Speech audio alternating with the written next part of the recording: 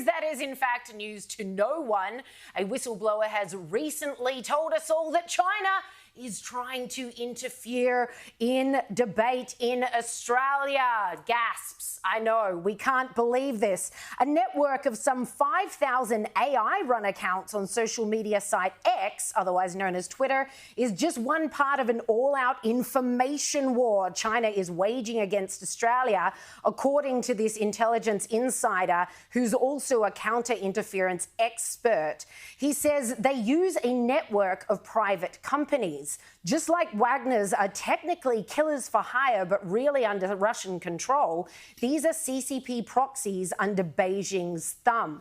China's goal is to subjugate Australia cognitively, to control the narrative and control the way Australians think. I don't think this comes as a surprise to anyone. We all remember last year when the heads of Five Eyes got together and were like, China is the biggest danger to the Western world. Yes, it's true.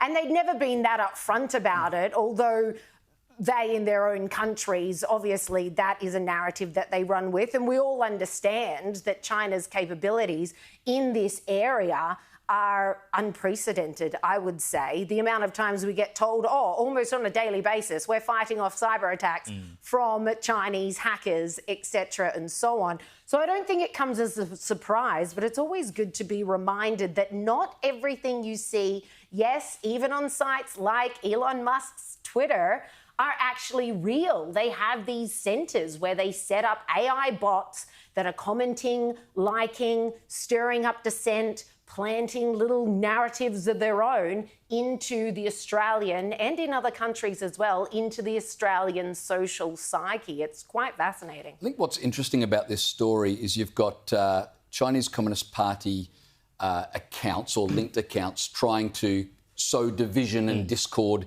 in Western nations. But they're not creating the division. They are simply taking advantage of the division that we ourselves as societies have allowed. And I think the wake-up call, you can say, we need to crack down on all these, Chinese bot accounts. Well, that's true, but the bigger issue is that our political and civic and religious leaders need to come together and say, we've got a major problem in the West where we have done away with all of our agreed values, all of our agreed traditions. We've got rid of all of them, so now we're at war with each other. We saw today, and we won't get time to talk about it, I guess, but how one side of politics is demonising the other side. You're all a bunch of racists because you want to have a conversation about immigration.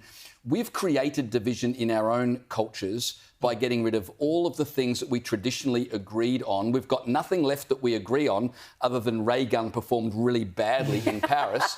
And so the Chinese and our enemies are now taking advantage of it, but we have given the enemy a foothold.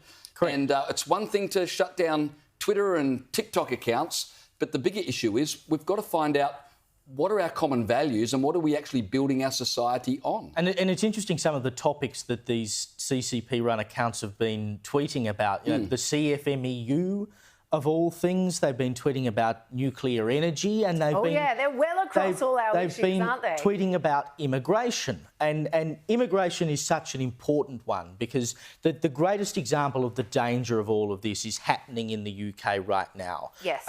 Because we saw the riots, we've seen the riots that broke out in the UK, which was started on the basis of misinformation that was spread online that the 17-year-old who is alleged to have stabbed and killed 3 girls was a refugee. He's not a refugee. He was the son of Rwandan migrants. He was born in the UK.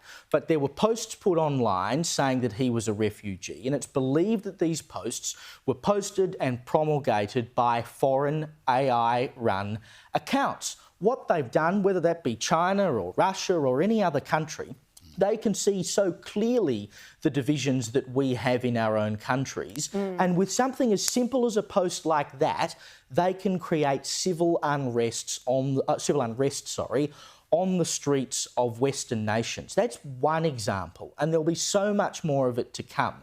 And unfortunately, the problem here is that because we have freedom and we believe in freedom and freedom of speech and freedom of information, we have a system whereby foreign nations that don't have freedom of speech and freedom of information are able to readily attack us and target those divisions.